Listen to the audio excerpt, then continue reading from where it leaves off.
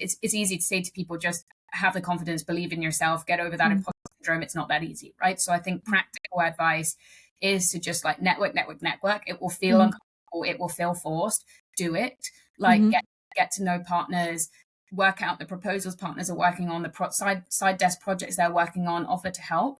Get to know the partners, the APs, the so in that's McKinsey language for essentially the most senior people in the business. Just really put yourself out there. Go to those out of hours events, so people recognize your name, because that actually goes a lot further than you think, right? Because a partner will, at McKinsey anyway, a partner will get a list of business analysts. If you're the only name on that list that they actually recognize, whether it be just from talking to you at an event, you're going to have an immediate leg up, right? Because you're going to be for them, right? So put yourself out there, do the extracurricular, be helpful, and just kind of, I suppose, believe that work will then come back around, because it did for me.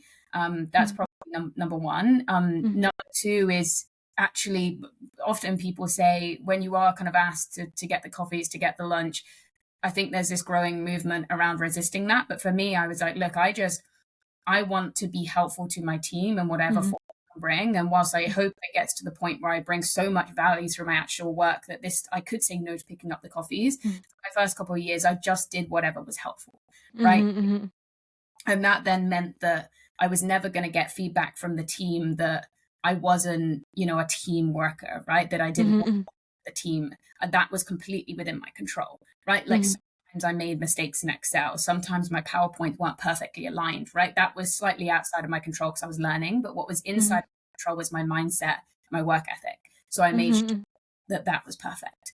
And then the third one is feedback, I guess, right? It's constantly ask for feedback. So you are making sure you're learning, but also give feedback to your managers, because the example I gave of when my manager told me my pitch was too high, or when I was kind of left out from my male colleagues, it's sitting up at the table with the client and put at the back.